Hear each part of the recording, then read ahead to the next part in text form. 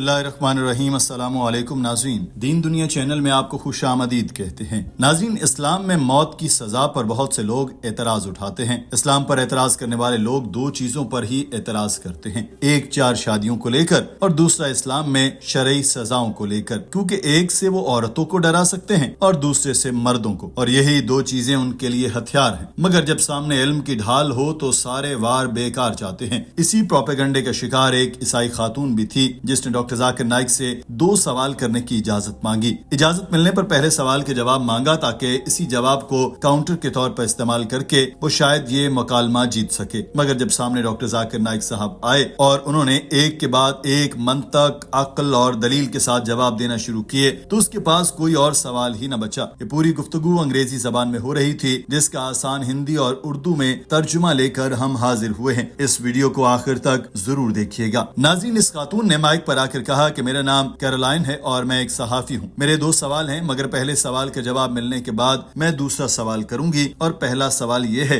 कि क्या इस्लाम मुआफी की हौसला अफजाई करता है? मेरे सवाल का हाँ या ना में जवाब दीजिए, फिर मैं अपना दूसरा सवाल करूंगी। डॉक्टर जाकिर नाइक ने यह सवाल सुनकर कहा कि बिल्कुल सही बात है, कुरान पाक मुआफी की हिदायत करता है। कुरान पाक की हर सूरत बिस्मिल्लाहिर्रहमानिर्रहीम के नाम से शुरू होती है, जिसका तर्जुमा है शुरू अल्लाह के नाम से जो बड़ा मेहरबान और निहायत रहम करने वाला है।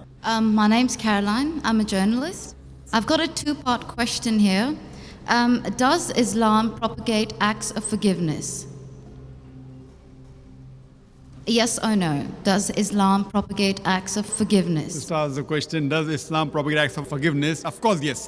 And every chapter, every surah of the glorious Quran begins with the formula Bismillahir Rahmanir Rahim. In the name of Allah, most gracious, most merciful. ये जवाब सुनने के बाद कैरोलाइन ने कहा कि अगर मेरे सवाल का दूसरा हिस्सा ये है कि अगर इस्लाम मुआफी को अहमियत देता है, मुआफी का हुक्म देता है, तो फिर क्यों इस्लाम में ऑनर किलिंग की इजाजत दी गई है? और ऑनर किलिंग का मतलब है कि अल्लाह के नाम पर अपने भाई के कत्ल का बदला लेने की इजाजत और इसका हक दिया गया। मैंने किताबें पढ़ी और लोग कहते हैं कि इनको कत्ल की इजाजत दी गई क्योंकि उनके भाई को कातिल ने कत्ल किया था। Second part of the question is why does it permit?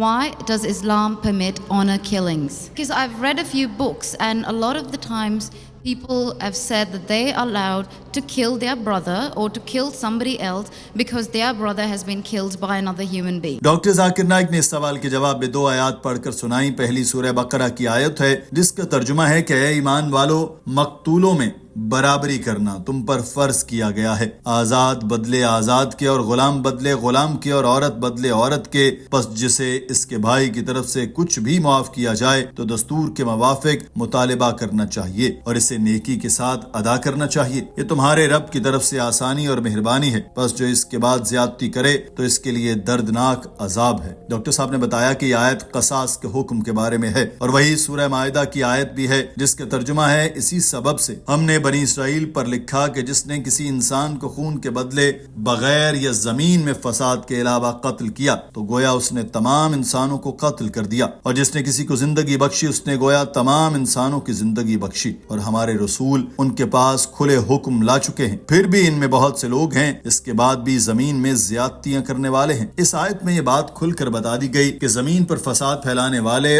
और कातिल को कत्ल करने की इजाजत है, वरना किसी एक इंसान का कत्ल ऐसा है जैसे इसको पूरी इंसानियत को कत्ल किया। सिर्फ 2 सूरतों में किसी इंसान के कत्ल की इजाजत दी गई, मगर ये भी लाजमी नहीं। अगर मकतूल के रिश्तेदार दियत की रकम लेकर कातिल को छोड़ दें तो ये भी उनका हक है। और ये सिर्फ इस्लाम का हुक्म ही नहीं बल्कि बाइबल में भी लिखा है कि आंख के बदले आंख और दांत के बदले दांत। This is not compulsory. If someone kills someone, it's not compulsory he has to be killed. Islam also says that if the relatives of the person who has been killed, if they take blood money, if they forgive the killer, that person who has killed can be forgiven. But under normal circumstances, if he's killed someone and if I want death on that, because for death, again the punishment is death. Like as it's mentioned earlier in the early scriptures, even in the Bible, an eye for an eye and a tooth for a tooth. Doctor Zakir Naik ने बताया कि फर्ज करें मैं जानता हूं कि एक शख्स कातिल है, उसने मासूम इंसानों को मारा है। अगर इसको कत्ल नहीं किया जाएगा तो वो दूसरों को कत्ल करता जाएगा। ये फसाद रोकने के लिए उसको कत्ल करना जरूरी है। और यह हुक्म सिर्फ इस्लाम ही का नहीं बल्कि बेशतर ममालिक में यह लागू होता है कि अगर कत्ल हुआ है, किसी ने कत्ल किया है, तो कई ममालिक में कातिल को या तो सजाए मौत दी जाती है या फिर उसको उम्र कैद में डाल दिया जाता है। If I don't kill him, he will keep on killing other human beings.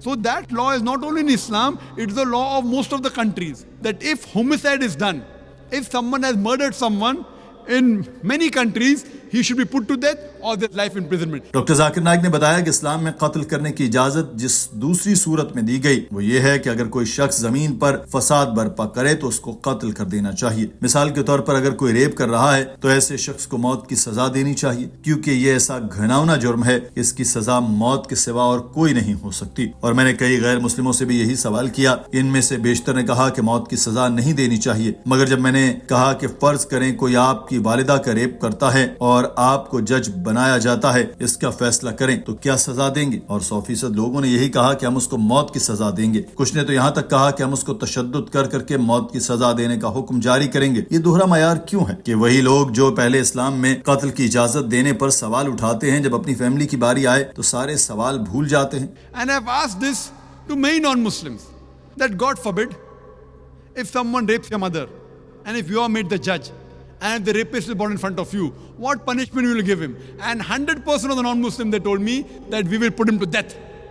Some went to the extreme of saying we will torture him to death. So why these double standards? Doctor Zakir Naik ने अब इस मगरब ज़दा सहाफ़ी को आईना दिखाना शुरू किया और बताया कि अमरीकी इदारे FBI के सर्वे के मुताबिक जो उसने 1990 में किया था, हर रोज अमरीका में 1756 रेप के वाकयात पेश आते हैं। 1996 में किए गए सर्वे के मुताबिक 2713 रेप केसेस होते हैं। 1990 से 1996 तक 1000 वाकयात सिर्फ 6 साल में बढ़ गए। इसका मतलब है कि हर 30 सेकंड के बाद एक रेप केस हो रहा है और हमें इस ऑडिटोरियम में लगभग 3 घंटे हो चुके। सोचे कि अमेरिका में 1996 के सर्वे के मुताबिक अब तक इन 3 घंटों में 300 से ज्यादा रेप केसेस हो चुके और आज के दौर में तो ये तादाद न जाने कहां तक पहुंच चुकी होगी। According to 1996 statistics, US Department of Justice, every day 2,713 cases of rape took place. 1990, 1,756. 1996, 2,713. Maybe the Americans got more bold. That means every 32 seconds, one rape is taking place in America. We are here in this auditorium for the past about 3 hours. Already more than 300 rapes may have taken place in America.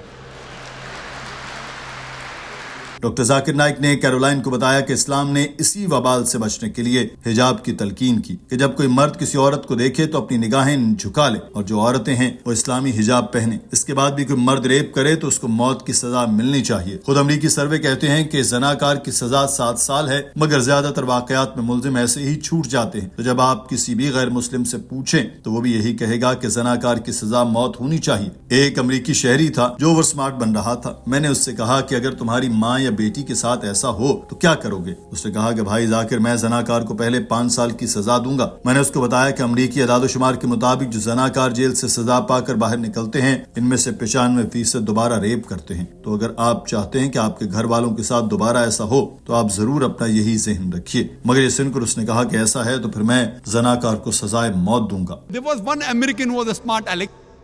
In America, he told me, brother Zakir, first I will give him 5 years rigorous imprisonment. I told him, do you know, according to the statistics of America, out of those that commit rape, after they imprison and after they're let free, more than 95% commit rape again. So if you want your daughter and your mother to be raped again, you're most welcome. I don't want that.